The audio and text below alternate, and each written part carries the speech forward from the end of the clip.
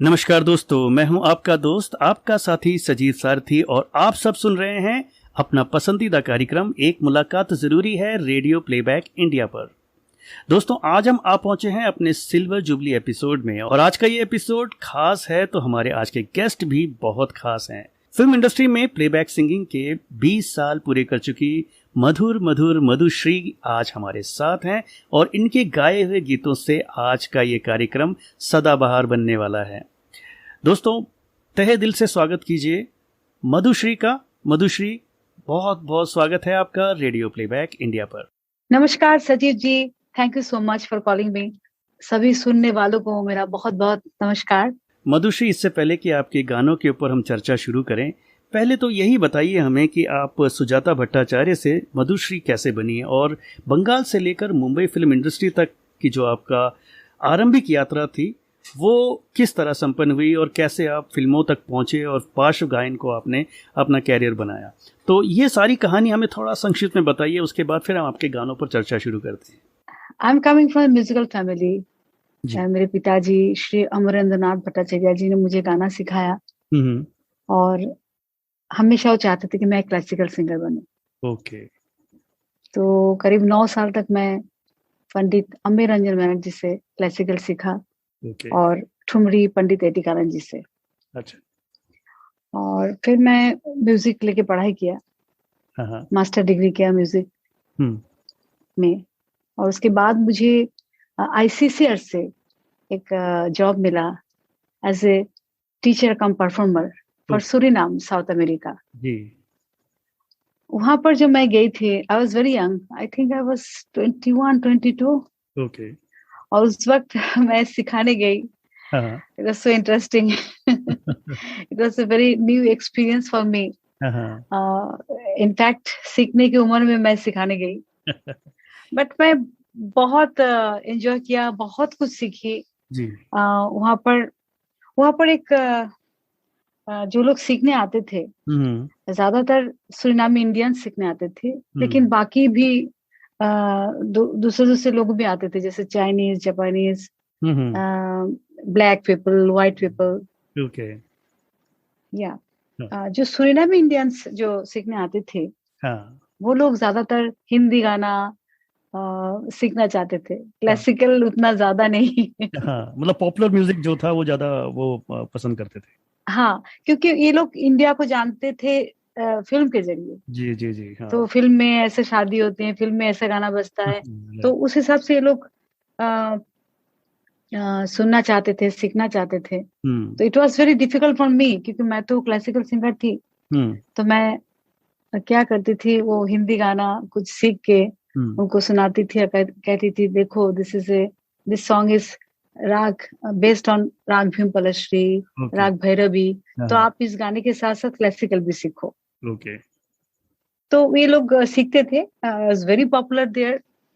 लेकिन जब मैं उनको ये गाना सुनाती थी, हिंदी गाना सीख के सुनाती थी, लता जी, आशा जी का गाना, तो ये लोग कहते थे दीदी आपकी आवाज बहुत अच्छी है, आप क्यों नहीं फिल्म में गाते हो। और ये बात मुझे बहुत एकदम से, आई वाज वेरी यंग, तो लगा कि चलो एक ट्राई करते हैं फिल्मों में। जबकि मैं कुछ नहीं जानती थी बॉम्बे के बारे में, फिल्म के बारे में कोई आइडिया ही नहीं था। अच्छा। सो जब मैं बॉम्बे उस वक्त मैं actually Surinamese people they inspired me for film songs for Bollywood. So मैं बॉम्बे आई ऐसे ही तो आप ट्राई करने के लिए। जॉब जो था, सेट जॉब था, उसको छोड़कर आप मुंबई आ गई to try in. It was a contract service, 3 साल के थे। अच्छा। तो जब मेरा ट्रांस खत्म हो गया था तो मैं बॉम्बे आई। और उसमें कुमार शानू जी से एक्चुअली उससे पहले मैं मिली थी जी। और शानू दा एक रिकॉर्डिंग में मुझे सुन के बहुत तारीफ किया, कहा तुम्हें बॉम्बे में एक बार ट्राई करना चाहिए। जी जी। तो सजीव जी, आप विश्वास नहीं करेंगे, मेरी कहानी जो एक फिल्म की माफी की है। मैं उस वक्त उनकी बात सुन के मैं बॉम्बे चली आई, जो थोड़ा बहुत कमाई किया था उसको लेके आ गई। चलो ट्राई करते हैं, किसी को नहीं जानती। और उस वक्त सारेगामा इंडियन आइडल तो था ही नहीं, सारेगामा शुरुआत हो रहा था, इतना पॉपुलर नहीं था। म्यूजिक डायरेक्टर तक पहुंचना बहुत मुश्किल था। और उस वक्त 98 की बात कर रही हूँ, जिसमें कुमार शानू, अलका याग्निक के जो जमाना था, ये लोग तो रूलिंग दैट टाइम। हाँ, तो कोशिश किया, बहुत मेहनत किया, बहुत स्ट्रगल किया। स्ट्रगल के बारे में क्या बताऊं, जितना कहा जाए उतना कम है। अच्छा। मेरा तो मेंटल स्ट्रगल ज्यादा था।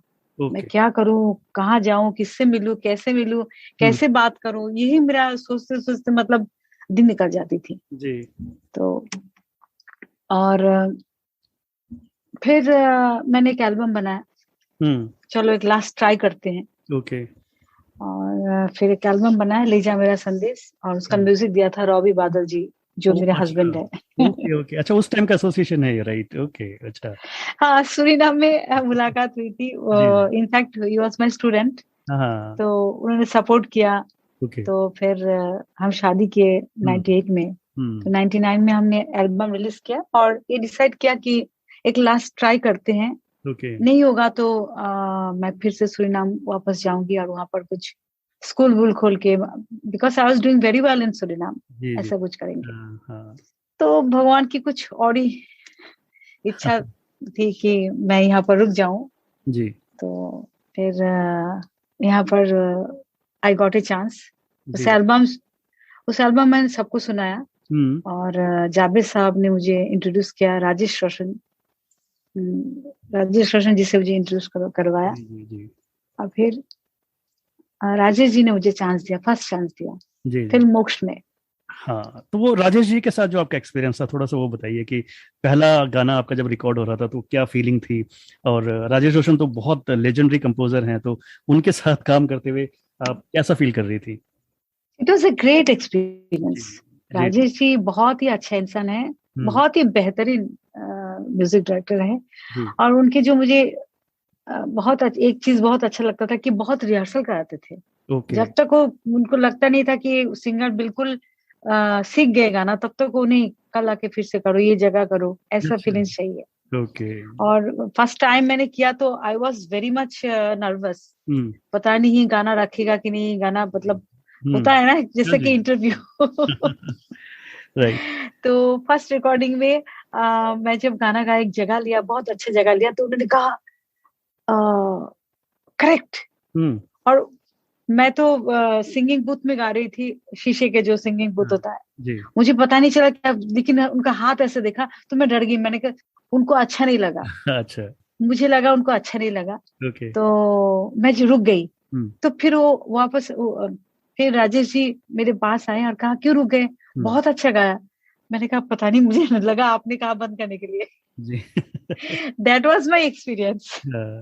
ओके, तो उसके बाद आपने रहमान जी के साथ बहुत एक्सटेंसिवली काम किया, तो वो एसोसिएशन कैसे हुआ रहमान जी के साथ? हाँ, उसके बाद मैं शंकर एहसान लॉय के साथ भी काम किया जी। कल हो ना हो फिल्म में, जिसका गाना बहुत फेमस है, माही वे जी, तेरे माथे झूमर चमके, तेरे कानों वाली दमके है रे, ये गाना। फिर उसके बाद तुम्हें आज मैंने जो देखा, ये कुछ ना कहो फिल्म का गाना है। ब्यूटीफुल। दो गाना बाद में सुपर हिट हुआ था, लेकिन जब रिकॉर्डिंग किया उस टाइम में, तो आपको तो मालूम है पहले रिकॉर्डिंग होता है, उसके बाद 2-3 साल बाद फिल्म रिलीज होती है। तो मैंने रिकॉर्ड किया था। लेकिन उस वक्त क्या था, 2-3 फिल्में गा लिया, लेकिन तो भी मुझे काम ठीक से नहीं मिला। और एक जो होता है ना, कुछ इनकम नहीं था, वही स्ट्रगलिंग, वही चीज, कैसे बॉम्बे सो एक्सपेंसिव, बहुत एक्सपेंसिव, यस, बहुत एक्सपेंसिव। आपका अगर स्टैंड रेगुलर इनकम नहीं है या तो आपको प्रोग्राम नहीं है, तो यू कैन नॉट सर्वाइव। तो बहुत मुश्किल था। और एक टाइम ऐसा आ गया था 1-2 साल में, मतलब 2000 में ऐसा लगा, 2001 में ऐसा लगा कि नहीं, हम यहाँ पर नहीं रह सकते हैं, बहुत मुश्किल। तो मैं सोची थी जी मैं चलो सूरीनाम वापस जाए। और in between I met Rahman ji.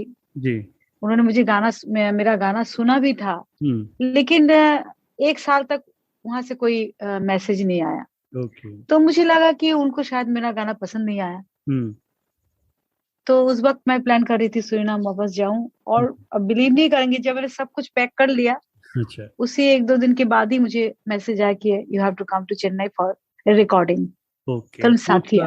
Okay, साथिया का गाना जो नैना सो मिला के। दैट चेंज माई, हाँ, okay. That change my life totally. हाँ हाँ। तो नैना मिलाके के जो है आपने गाना साधना जी के साथ गाया था, साधना सरगम के साथ।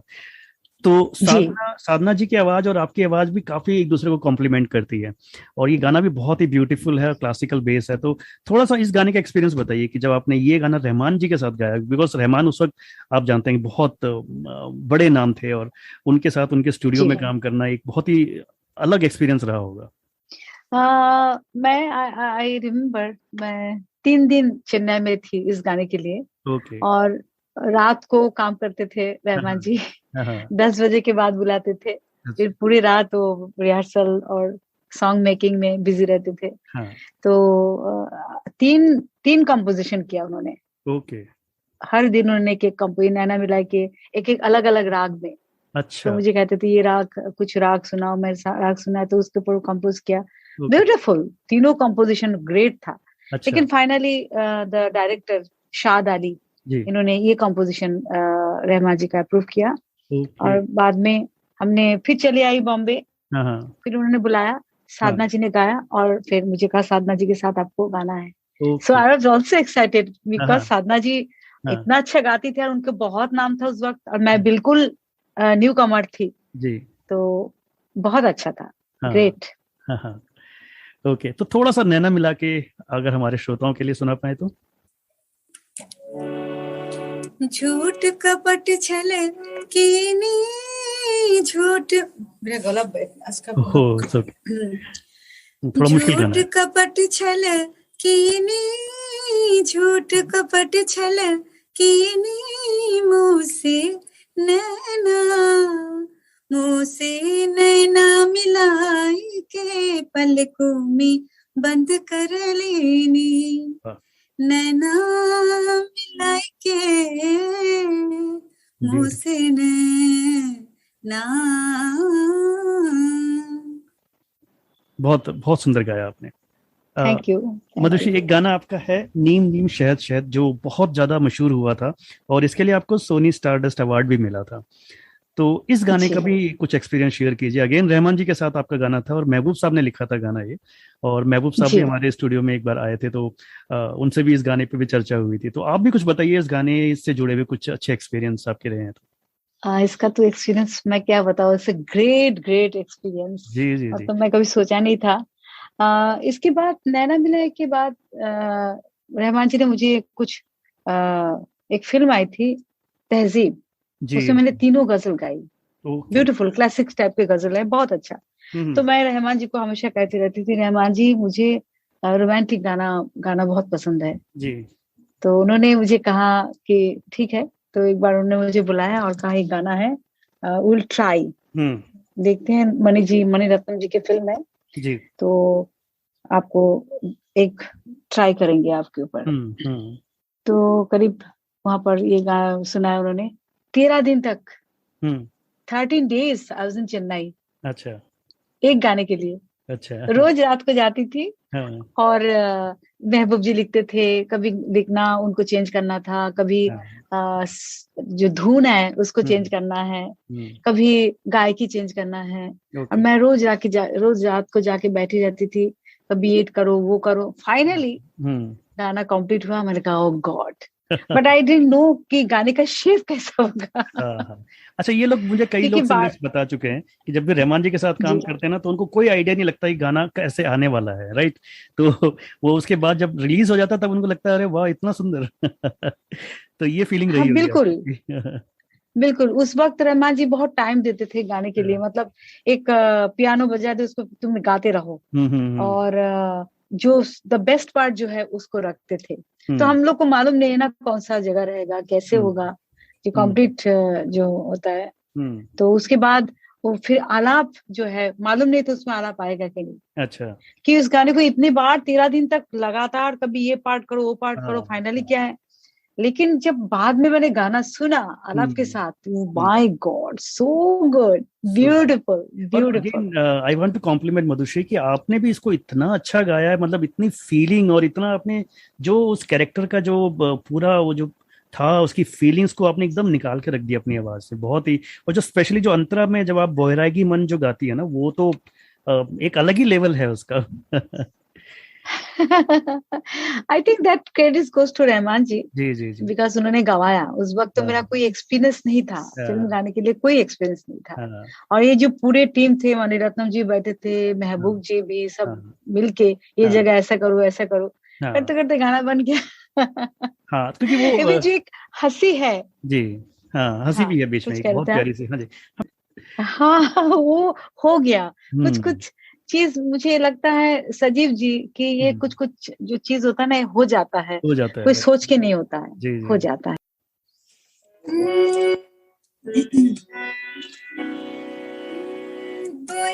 के मन तेरा है साहिब जी, मेरे सीने में है कैद अब जी, प्रीत की रखो जे मेरे रब जी, और रसवा हुई तो दुनिया हंसी तो, रुसवा हुई तो दुनिया हंसी तो, लज्जा से मरे रे जिया पिया, लज्जा से मरे रे जिया, कभी नीम नीम कभी शहद शहद, कभी नरम नरम कभी सख्त सख्त, हमारा पिया मोरा पिया मोरा पिया। क्या बात है मधुश्री। अब देखिए, आपने बताया 13 दिन तक आपने ये गाना गाया, मतलब अगर सुनने वाला होगा वो सोचेगा ठीक है गाना रिकॉर्ड हुआ है, ठीक है, बट अगेन इसके पीछे कितनी मेहनत है, कितना आर्टिस्ट उस पर एफर्ट डालता है, ये सब। अब ये मुझे लगता है कि ऐसी बातें आपकी सुनकर लोगों को अंदाजा होगा कि कितना इसके पीछे वर्क जाता है, राइट? बिल्कुल। हाँ जी। रहमान की ही हम बात करते हैं, क्योंकि आपने रहमान के लिए बहुत अच्छे अच्छे गाने गाए हैं कि उनके बारे में बात करना जरूरी भी हो जाता है। एक मेरा बहुत फेवरेट गाना है, वो है स्वदेश फिल्म का पल पल है भारी, और इसमें फिल्म के डायरेक्टर ने भी आपके साथ गाना गाया है। तो थोड़ा सा मैं ही जानना चाहूंगा, इस गाने से जुड़ा हुआ कोई तजुर्बा आपको याद आता हो तो। सजीव जी, मैं आपको बताऊं कि रहमान जी के लिए जितना गाना मैंने गाया, 90% जो गाना है उसमें कुछ ना कुछ कहानी है। हाँ हाँ। इसमें भी कहानी है कि उनको कोई तमिल गाना गवाना था मुझे, और पंचगनी में उस वक्त बम्बई महाराष्ट्र पंचगनी में उस वक्त स्वदेश फिल्म का शूटिंग चल रही थी। हाँ। तो मुझे बुलाया गया, हम लोग गए वहां पर। तो मैं जाके देखा, जावेद साहब है, शाहरुख खान जी है, पूरे जो टीम है, आशुतोष जी और भी। तो होटल के एक रूम में सब लोग बैठे हैं और गाना जो है चल रहा था। मतलब ये ट्रैक रहमान जी बना के लाए थे, वहां पर ही बनाया उन्होंने। तो कहा ये गाना गाना है क्योंकि कल शूटिंग करना है। ओह अच्छा। शूटिंग करना है तो फाइनल देखा जाएगा बाद में, लेकिन अभी शूटिंग के लिए आप ऐसे होटल के रूम में गा दीजिए। Okay okay. और मैं गा रही थी और इतना मुश्किल गाना था। पहले नॉर्मली क्या होता है, हम तो गाना रिहर्सल करते हैं फिर उसको रिकॉर्डिंग करते हैं। हाँ। ये कोई रिहर्सल नहीं है, कुछ नहीं था, इतना लंबा एक गाना है। उन्होंने जो आशुतोष जी ने कहा ये गाना आपको गाना है। मैंने गाना सुना, मैंने कहा ये तो क्लासिकल टाइप का गाना है, इसको तो रिहर्सल चाहिए। तो रहमान जी कहा नहीं हो जाएगा, ये तो डबिंग है, ऐसे ही कल की शूटिंग के लिए बहुत अर्जेंट है, आपको गाना है। और विजय प्रकाश जी वो भी मेरे साथ गए थे जी, तो वो भी कोई तमिल गाना गाने के लिए गए थे। तो उदित जी को गाना था वो गाना, तो उदित जी नहीं पहुंचे, अलका जी नहीं पहुंचे, तो हम लोग वहां पर ऐसे स्क्रैच गाने के लिए गए थे।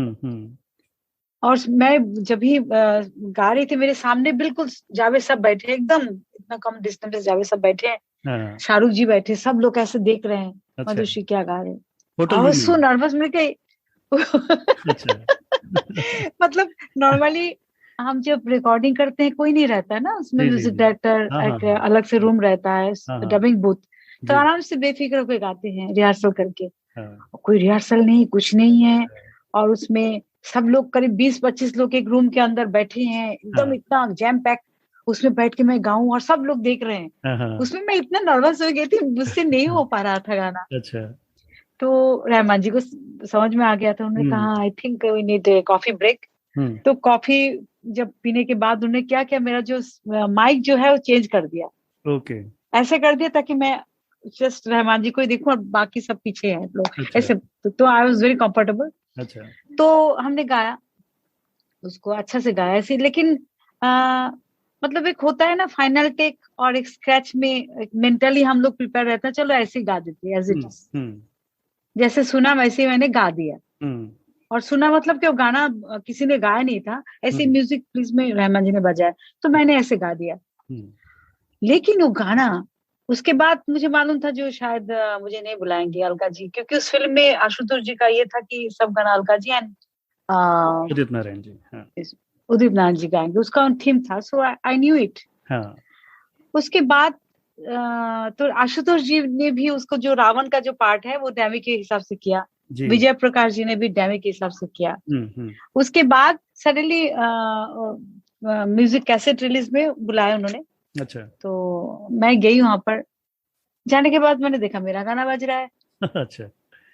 इतना अच्छा हुआ। फिर बाद में पता चला कि वो गाना जो रूम में किया था इतना अच्छा हुआ था कि उसके बाद वो रिप्लेस नहीं कर पाया गया। सीरियसली? मतलब उस रूम में जो आपने गाना गाया वही फाइनल में गया? हाँ। Oh my God. उसका जो मूड था ना, एक होता है देखिए क्या टेक्निकली बहुत कुछ अच्छा हो सकता है, लेकिन एक जो गाने का फील जो है ना, दिल से जो गाया जाता है, एक जो वाइब्स होता है, जो मूड होता है, वो मूड इतना अच्छा बन गया था कि उस गाने को छुआ नहीं गया, ऐसे एज इट इज रख दिया गया होटल के रूम में जो गाना बना था। जी, वेरी ब्यूटीफुल। एक ऐसे ही इंसिडेंट मुझे याद आता है, लक्ष्मीकांत प्यारेलाल जी का था। तो उन्होंने कविता जी से एक गाना गवाया था, हवा हवाई। उसमें एक मिस्टेक था जो कविता जी ने नोटिस कर लिया था कि उन्होंने गलत गाया है, बट बावजूद इसके उस गाने को विद मिस्टेक जो है एलपी ने उसको अप्रूव किया, बिकॉज उन्होंने कहा कि ये जो फील तुमने अभी फील डाला है इस गाने में, ये शायद दोबारा तुम कभी नहीं गा पाओगे इस तरह से। तो this happens really, it's a fantastic thing ना, मतलब कि एक होटल रूम में आपने रिकॉर्ड किया और वो फाइनली आया। Right, great. ऐसे कैजुअल गा दिया, मतलब बिना सीखे ठीक से बिना प्रिपरेशन में ऐसे गा दिया। विजय प्रकाश ने भी कितना अच्छा गाया। इवन आशुतोष जी ने जो वो रिसाइट किया था रावण का पार्ट, वो भी रिप्लेस नहीं हुआ, एज इट इज रख दिया। अच्छा, ग्रेट। और इतना देखिए, इतना लेजेंडरी सॉन्ग बना वो, इतना मतलब गजब सॉन्ग है वो, गजब है। और लगता है राम जी स्वयं प्रकट हो गए थे। बिल्कुल बिल्कुल बिल्कुल, 100% यस। अच्छा, आपने मधुश्री इतने सारे लैंग्वेजेस में गा दिए, मतलब जैसे बांग्ला तो ऑब्वियसली आप गाते हैं और हिंदी में तो आप एक्सपर्ट हैं, लेकिन सारे साउथ इंडियन लैंग्वेजेस में आपने गाने गाए, तो कितना इजी रहता है, कितना मतलब आपको लैंग्वेज समझने में कोई दिक्कत आती है, कैसे होता है आपकी प्रोसेस जो है, थोड़ा बताइए। देखिए सजीव जी, सिंगर्स का एक स्पेशल टैलेंट होता है। मैं तो ये मानती हूँ कि सिंगर्स चाहे कोई भी लैंग्वेज नहीं भी जाने गा लेते हैं। एक है, कुदरती है। तो लेकिन उसमें थोड़ा सा ध्यान देना पड़ता है। थोड़ा हम सुनते हैं ज्यादा। पहले शुरू में जब मेरा ये कभी नीम नीम का ही जब तमिल वर्जन सुपर हिट हो गया था, और तभी मुझे बहुत तमिल फिल्म का ऑफर मिला। अच्छा। इनफैक्ट मैं करीब 60-65 तमिल सॉन्ग जो मैंने गाया है, जिसमें करीब 35 सुपर डुपर हिट। हाँ। And you don't know the language, सिर्फ आप जो है I don't know any single word. Right. तो शुरू में क्या हुआ था, बहुत परेशान होती थी। एक गाने के लिए बहुत टाइम लगता था गाने में, लेकिन क्योंकि गाना हिट हो गया तो म्यूजिक डायरेक्टर का डिमांड था, प्रोड्यूसर का डिमांड था कि इसी सिंगर से गवाना है। तो ये लोग टाइम देते थे, लेकिन मुझे बहुत खराब लगता था कि एक गाने के लिए मैं 4 घंटा 5 घंटा लगा दिया एक गाने, बहुत। तो मैं सोचा इसका कुछ सोल्यूशन होना चाहिए। बाकी लोग कैसे गा लेते, मैं क्यों नहीं गा पाती। तो फिर मैंने काफी लोगों से डिस्कस किया।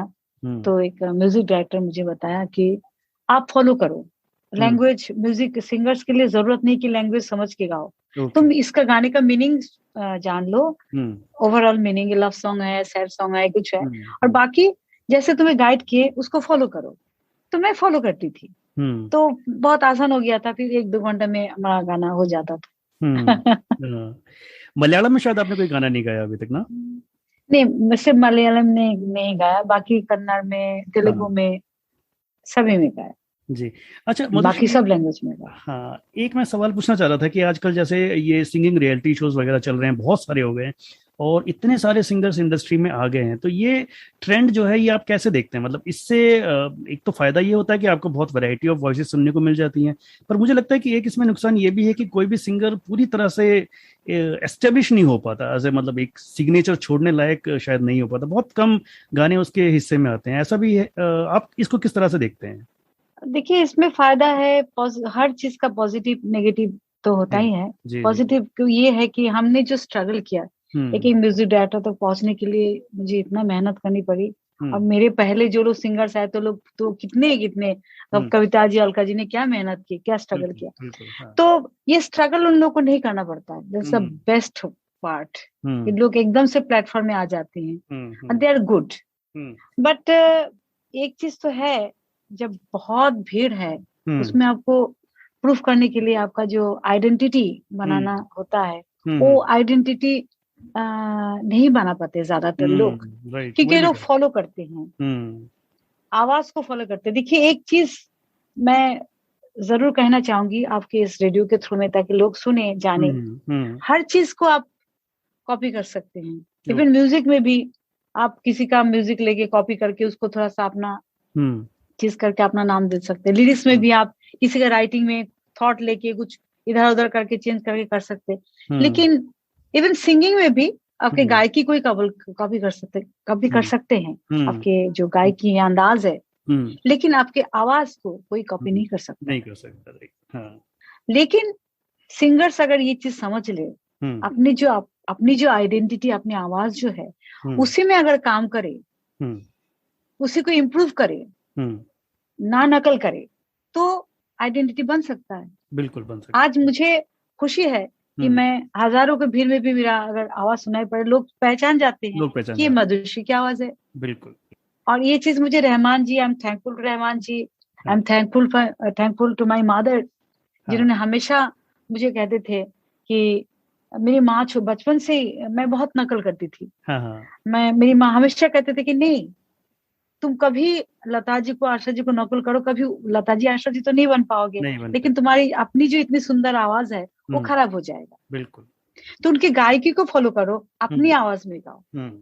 और रहमान जी भी मुझे कभी नीम के बाद उनको बहुत अच्छा लगा था। उन्होंने मुझे बताया कि यू हैव वंडरफुल वॉइस, इस आवाज को तुम इम्प्रूव करो, सुनो सबकी, लेकिन डोंट कॉपी एनी सिंगर्स। लेकिन मुझे आजकल हैरान होता है कि ज्यादातर सिंगर जो है, चाहे मेल हो चाहे फीमेल हो, कॉपी करते हैं। ये कॉपी ना करे, अपनी खूबसूरत आवाज को चेंज करे, थोड़ा सा इम्प्रूव करे, तो वो बहुत नाम कर सकते हैं। राइट। एक ट्रेंड है, ये सवाल मैं लगभग सभी सिंगरों से पूछता हूँ, क्योंकि मैं जानना चाह रहा हूँ कि जो सिंगर इंडस्ट्री के अंदर हैं वो इस ट्रेंड को किस तरह से देखते हैं कि जो संगीतकार होता है वो एक कॉल नहीं ले पाता कि उसके गानों का सिंगर कौन हो। जनरली होता है कि वो एक गाना जो है कई सारे सिंगर्स गा जाते हैं, देन उसके बाद फिर प्रोड्यूसर या कोई दूसरा बंदा जो है वो एक कॉल लेता है कि भाई हाँ, इसकी आवाज में रखना है। तो इस ट्रेंड को भी आप थोड़ा सा बताइए, किस तरह से देखते हैं? It's a very difficult question, because अभी क्या हो गया, पहले म्यूजिक बिकता था, अभी म्यूजिक नहीं बिकता है। ऑनलाइन हो जाने से एवरीबॉडी आई थिंक थोड़ा सा इनसिक्योर है, पता नहीं गाना लोगों को पसंद आएगा कि नहीं। बहुत कम म्यूजिक डायरेक्टर है, ऐसी बात नहीं है। एम क्रीम है, AR रहमान है, उनको मालूम है एग्जैक्टली कौन सा गाना कौन सिंगर गा सकते हैं, उन्हीं को बुलाते हैं। लेकिन ज्यादातर जो आजकल कंपोजर है, बहुत सारा कंपोजर भी आ गए ना, दे आर गुड, तो उनको लगता है कि हमारा गाना आना चाहिए मार्केट में। प्रोड्यूसर कभी कभी प्रोड्यूसर भी क्या करते हैं, एक कंपोजर को तो नहीं बुलाते हैं ना, एक गाने के लिए 5 कंपोजर बुलाते हैं। सो दे आर आल्सो इनसिक्योर, उनको भी क्या करें। तो I think the situation is like that. लेकिन ऐसी बात नहीं है कि जो कंपोजर है, दे आर आज के भी बहुत अच्छे कंपोजर है, they are good composer, they knows may be कि इसको सिंगर को अच्छा ये सिंगर अच्छा जस्टिफाई करेगा। बट डिसीजन जो है कंपनीज है, प्रोड्यूसर है, ये लोग ज्यादातर लेते हैं, तो उनके हाथ में भी पूरा चीज नहीं रहता है। राइट। एक म्यूजिक डायरेक्टर अगर चाहे कि नहीं यही सिंगर रहेगा, यही गाना गाएंगे, तो हो सकता है। स्ट्रिक्ट रहे, क्योंकि उनको यकीन होना चाहिए कि नहीं ये सिंगर ये गाना को, क्योंकि कंपोजिशन तो मेन है ना। बिल्कुल, हाँ। तो कंपोजिशन को ये सिंगर जस्टिफाई करेगा, तभी तो गाना अच्छा होगा। बिल्कुल। हाँ, ये अच्छा रहता है कि एक कंपोजर ही चुने कि भाई मेरे गाने को कौन सबसे बढ़िया आवाज के साथ कर सकता है, राइट, है ना? मुझे यही लगता है, यही होना चाहिए। जी जी। मधुश्री, आपके गानों के ऊपर वापस आते हैं। एक आपका जो सबसे, मेरे ख्याल से शायद मशहूर गाना कह सकते हैं उसको, सारे रिकॉर्ड उस गाने ने तोड़ दिए, और वो है सो जा जरा, बाहुबली का। वो फिल्म भी इतनी बड़ी फिल्म थी। तो एम क्रीम साहब एक और लेजेंड है जिनके साथ आपने काफी काम किया है, तो थोड़ा सा बताइए उनके साथ काम करना ये और इस गाने का जो अनुभव रहा आपका, वो प्लीज शेयर कीजिए। सबसे पहले तो मैं एम क्रीम के बारे में बताती हूँ जी। एम क्रीम जो है, M Kreem ji is a great human being, he is a very good singer also. बहुत अच्छा गाते हैं, बहुत अच्छा गाते हैं।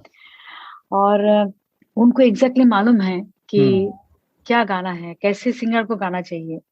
मतलब उनके पास जाओ, आपको कोई टेंशन नहीं है कौन सा स्केल से करेंगे, आप कैसे करेंगे, इस तरह से गाइए, एकदम जस्ट उनको फॉलो करो बस, और कुछ नहीं करना।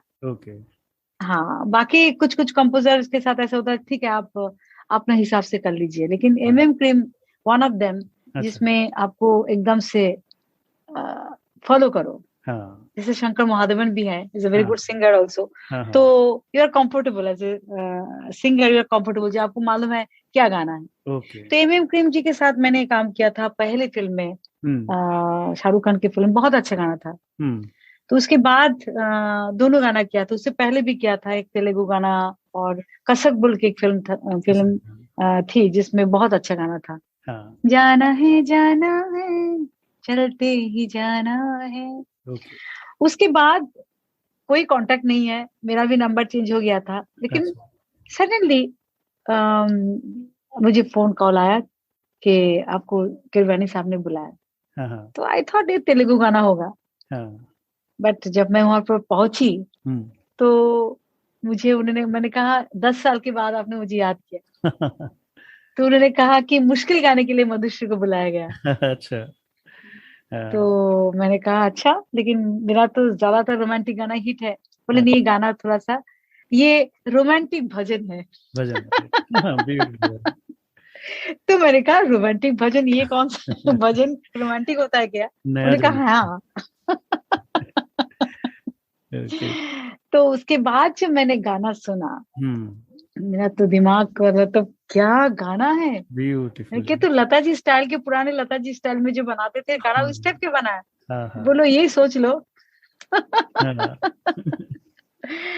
तो गाना बहुत अच्छा था। उन्होंने कहा कि लाइन बाय लाइन कर लेते हैं। मैंने कहा नहीं सर, मैं गाना पूरा सीख के करूंगी।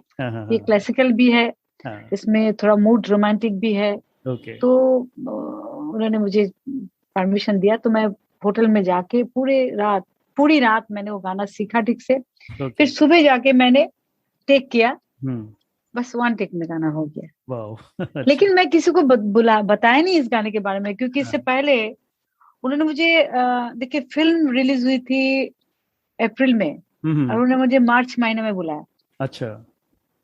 हाँ, तो मतलब एकदम तो एक इंक्लूड हुआ होगा फिल्म के अंदर? नहीं, वो गाना हो गया था। उन्होंने बहुत सारे ट्राई किया था, लेकिन दे आर नॉट सेटिस्फाइड। अच्छा। तो फिर उन्होंने मुझे बुलाया, और इसलिए मैंने किसी को नहीं बताया कि पता नहीं मेरा गाना भी रहेगा कि नहीं, क्योंकि इतने सारे सिंगर्स को उन्होंने बुलाया। सब उन्होंने मुझे बताया कि आई ट्राइड। तो फिर मैंने किसी को बताया नहीं कि मैंने गाना गा के आया। उसके बाद मुझे, मैं जी सारेगामा में उस टाइम में जजिंग कर रही थी बांग्ला में, और पलक मुच्छल जो सिंगर है बहुत अच्छा गाती है, वो कहा मधु दी तुम्हारा गाना मैंने सुना। मैंने कहा अच्छा, किस में? वो कहा बाहुबली में। तो मैंने कहा अच्छा चलो गाना रखा है। जब मैंने गाना स्क्रीन में देखा, माय गॉड क्या साउंड कर रहा था, और Anushka Shetty was looking so good, beautiful. बाकी तो रेस्ट तो हिस्ट्री है। हाँ, इट्स मतलब सॉन्ग ऑफ द डेकेड कह सकते हैं इसको, तो इतना अच्छा गाना है ये। हाँ, सॉन्ग ऑफ द डेकेड। और इस गाने का, सजीव जी, इस गाने का जितना वर्जन बना है, आई थिंक किसी गाने का इतना वर्जन नहीं बना। हाँ, मधुश्री, आई नो कि थोड़ा सा वॉइस आपका डिस्टर्ब है, बट फिर भी अगर ये गाना आपने नहीं सुनाया तो फिर मजा नहीं रहेगा। मोरे बंसी बजैया नंदलाला कन्हैया, मोरे बंसी बजैया नंदलाला कन्हैया, मोहे मोहे ऐसे नहीं छेड़ो सावरे, सुनो सुनो मोसे नहीं खेलो दावरे, जाके यशोदा से कह दूंगी रे, कान्हा सो जा जरा, ओ कान्हा सो जा जरा। ओके मधुश्री, तो अभी आप और कौन कौन से प्रोजेक्ट्स में अभी काम कर रहे हैं?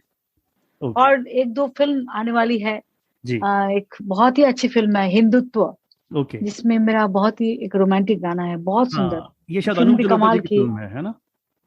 जी जी जी, अनुज जलोटा जी प्रोड्यूस कर रहे हैं वो फिल्म। बहुत अच्छी फिल्म है और गाना बहुत अच्छा है। जी जी जी। मधुश्री, मैं एक बात और आपसे कहना चाह रहा था कि आपकी जो एल्बम आई थी बॉबी जी के साथ, तो कुछ वैसा आप कुछ फ्यूचर में प्लान कर रहे हैं कि कोई और नई एल्बम, क्योंकि काफी टाइम हो गया आपने कुछ एल्बम्स वगैरह नहीं करी हैं, तो अभी तो आप हाँ, मैं एक्चुअली काफी एल्बम रिकॉर्ड किया है, अभी उसका रिलीज होने के बाकी है। पेंडेमिक के कारण रिलीज नहीं हुआ। मैंने गालिब के ऊपर काफी काम किया है, बहुत गाना रिकॉर्ड किया और सिंगल भी किया। अच्छा। और वर्ल्ड म्यूजिक के लिए मैं सोच रही हूँ कुछ फ्यूशन, क्योंकि बेसिकली मैं क्लासिकल सिंगर हूँ, तो क्लासिकल वेस्टर्न सब मिला के कुछ फ्यूशन के माफी कुछ करूँ, ऐसा कुछ मेरा प्लान है। देखते हैं कैसे होता है, जिस तरह से सब कुछ होगा। तो मधुश्री, आप हमारे सिल्वर जुबली एपिसोड में आए, आपने इतनी सारी इनसाइट्स हमसे शेयर करी, बहुत बहुत अच्छा लगा आपसे बात करके। इतनी मैजिकल और म्यूजिकल मुलाकात के लिए आपका बहुत बहुत धन्यवाद। जाते जाते एक गाना और मैं, जो मेरा बहुत ही फेवरेट है, मैंने इस गाने को सबसे लास्ट तक बचाया रखा, इसके बारे में नहीं पूछा, बहुत टेम्प्टेड हो रहा था, बट स्टिल आई थॉट कि इसको सबसे लास्ट में करते हैं। तो वो गाना है, वो अगेन रहमान साहब का है, वो गाना तू बिन बताए, फिल्म रंग दे बसंती का। तो उससे जुड़ा भी कुछ आप कुछ बताइए, और ये गाना भी थोड़ा सा 2 लाइन आप हमें सुना दीजिएगा। अरे इस गाने के बारे में क्या बताऊं, इट्स अ ब्यूटीफुल सॉन्ग। मतलब आई एम रियली लकी कि मुझे इतना अच्छा गाना मिला। कभी कभी मैं सोचती हूँ what is song, what is song. अभी भी यंग स्टार के सामने जो गाना गाती हूँ प्रोग्राम में, और दे लव द सॉन्ग। कल ही मैंने ये गाना गाया था, सो इतना लोगों ने पसंद किया। एक्चुअली क्या हुआ, ये रंग दे बसंती फिल्म जो है, it is a patriotic film. इसमें कोई रोमांटिक गाने के सिचुएशन नहीं था। लेकिन ओम प्रकाश मेहरा, राकेश ओम प्रकाश मेहरा जो प्रोड्यूसर है, उनको ये ट्यून बहुत पसंद आई थी। अच्छा। और कब पसंद आई ये भी मैं बताऊं, जब फिल्म कंप्लीट हो गई थी, उसका एडिटिंग चल रही थी। अच्छा। उस वक्त रहमान जी ऐसे कोई ट्यून बना रहे थे जिसमें मैं गुनगुना रही थी। और राकेश जी ने कहा ये धुन मुझे चाहिए, अच्छा, मेरे फिल्म के लिए। तो रहमान जी ने कहा आपका फिल्म तो बन गई है। उन्होंने कहा नहीं, मैं इस गाने के लिए सिचुएशन क्रिएट करूंगा। अच्छा। हाँ, तो उन्होंने, प्रसून जयसिंह जी ने 2-3 घंटे के अंदर वो गाना लिखा है। हमने अगेन एज ए स्क्रैच हमने गाया, एक ही बूथ में मैं और नरेश अय्यर कि ये गाना अभी शूटिंग के लिए स्क्रैच हो रहा है, आप गा दो, बाद में डबिंग करेंगे।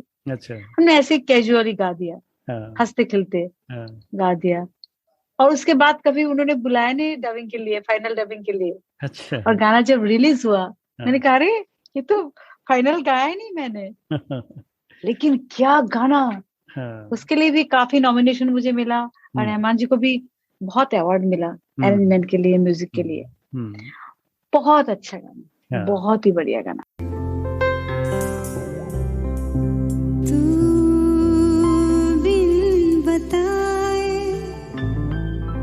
मुझे ले चल कहीं जहां तू मुस्कुराए, मेरी मंजिल वही तू बिन बताए। मुझे ले चल कहीं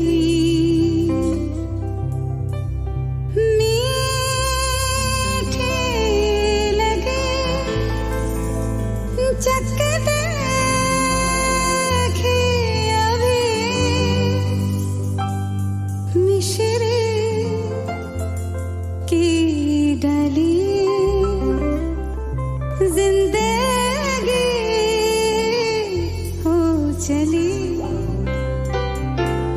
तू बिन बताए मुझे ले चल कहीं जहाँ तू मुस्कुराए मेरी मंजिल वही। I think Radio Playback India is a unique initiative in the field of podcast creation. They have variety of podcasts that can be enjoyed by the listeners for free. I recommend it all my fans and followers to give it a try and follow them on Spotify, Gaana, JioSaavn, Amazon Music, iTunes, and various other podcasting platforms. Thank you and have a great time. Okay, thank you so much, Madhushri. Thank you so much. नमस्कार, यह है radio playback India. Radio playback India.